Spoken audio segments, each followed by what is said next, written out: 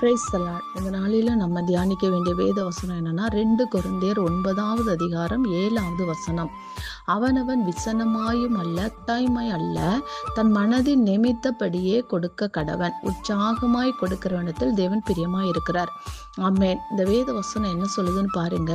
விசனமாயும் அல்ல கட்டாயமாயும் அல்ல, மனதின் விருப்பத்தின்படி உற்சாகமாய் கொடுக்கிறேன். இன்னைக்கு உற்சாகமாய் கொடுக்கிறவன்னு சொல்லிட்டாலே எல்லாரும் சொல்றாங்க காணிக்கை தான் உற்சாகமாய் கொடு. ஆனா அப்படி இல்லை, காணிக்கை கர்த்தருக்கு கொடுக்கணும் தான்.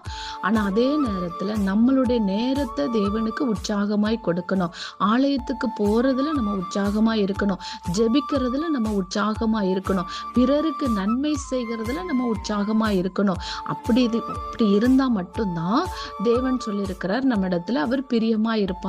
இன்னைக்கு தேவன் சொல்றார், நான் வஸ்திரம் இல்லாத இருந்தேன், எனக்கு வஸ்திரத்தை கொடுத்தீங்க அப்படின்னு சொன்னா, இன்னைக்கு எத்தனையோ பேரு ஆடை இல்லாம ரோடுகள்ல நடக்கிறத நம்ம பார்க்கிறோம். சுயாதீனம் இல்லாதவர்களாய் அவர்களுக்கு நம்ம உதவி செய்தோம்னா அது தேவனுக்கே செய்ததா தேவன் சொல்றாரு. இதை நம்ம விசுவாசிப்போம், உதவி செய்வோம். இயேசு நாமத்தினாலே ஆமென்.